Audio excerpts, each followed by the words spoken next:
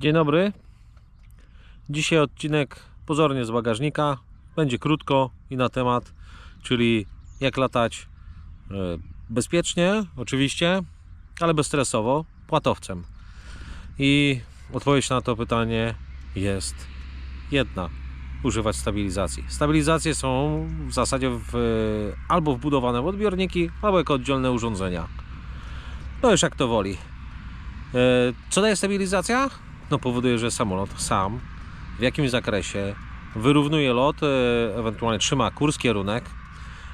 W zależności od producenta, od typu, to różne mają działanie, ale z grubsza, tak żeby tutaj pokazać, to wygląda to tak.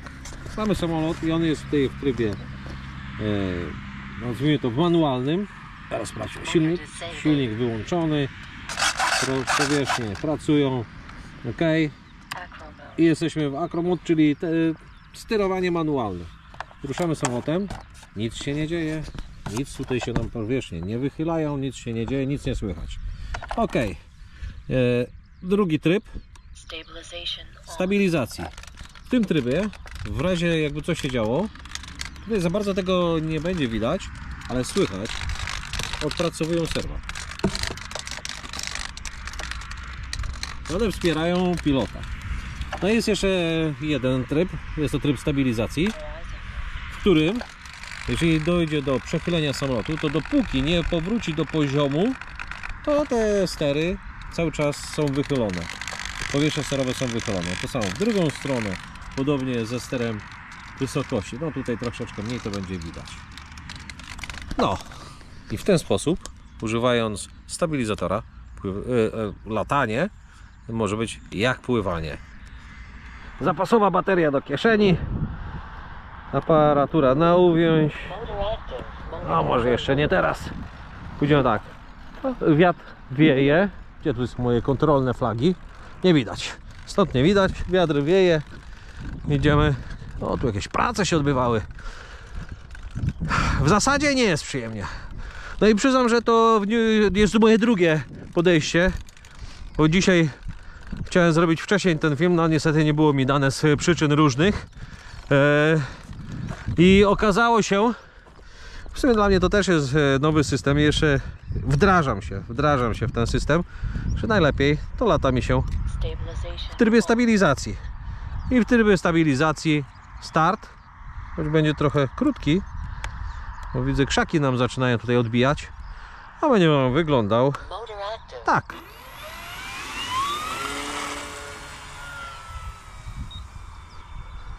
No, jeżeli samolot jest wytrymowany, to bardzo wtedy fajnie się lata w tym trybie stabilizacji. Zresztą za chwilę przełączymy do manualnego, żeby porównać to sobie z manualnym. Uwaga, manualny. No pozornie nic się nie dzieje, już widać, że ten samolot troszeczkę zaczyna pracować. Gdyby trochę też i mocniej wiało, to okazałoby się, że byłoby to bardziej widoczne. Ok. Stabilizacja jest, odpracowała, wszystko fajnie i samolot teraz bardzo równo leci. Nie wiem, czy to widać będzie na kamerze, ale bardzo równo leci.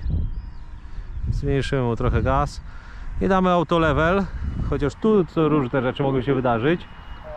A nie, no i proszę, jestem w trybie Horizon i w tej chwili w zasadzie, momencik, wyjdziemy ze skrętu. Uwaga, patrzcie, nic nie robię i on sam wyrównuje ten lot. Co trochę trzeba byłoby go jeszcze podtrymować, ale to już jest inna sprawa. O. Samolot sam lata. Takie cuda to się dzieją, proszę Państwa.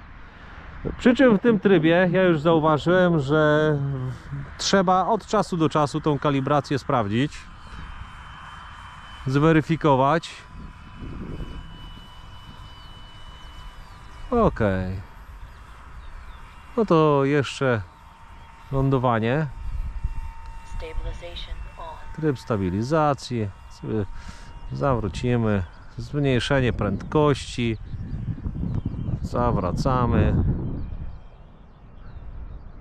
Niekorzystnie wiatr wieje, bo akurat wieje mi zza pleców. No także będziemy lądować bokiem do wiatru.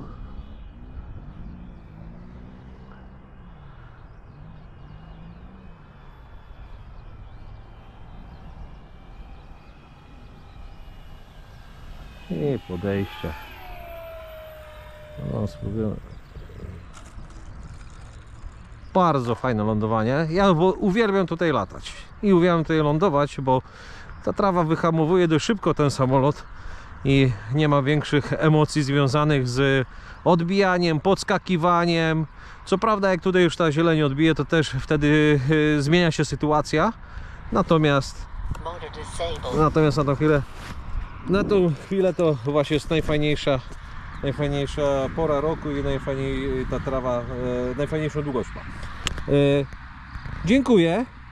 Mam nadzieję, że udało mi się tutaj pokazać działanie tych trybów i jeżeli ktoś szuka sposobu na łatwe, spokojne latanie samolotem zdalnie sterowanym bez większych obaw, bo zawsze może coś się wydarzyć, to stabilizacja czy odbiornik ze stabilizacją wbudowaną jest na to najlepszym rozwiązaniem. A no, skąd się wziął pomysł na ten odcinek? Bo zazwyczaj, jeżeli ktoś nawet chciałby zacząć latać, to jak dowie się, jakie są koszty, jak sobie pomyśli, że przy pierwszym starcie mogłoby się okazać, że to byłoby ostatni start i bez lądowania, a właściwie lądowanie byłoby drastyczne, no to wtedy się zaczyna zastanawiać, jak to zrobić, żeby było bezpiecznie. No i właśnie tak. Dziękuję i do zobaczenia, do usłyszenia.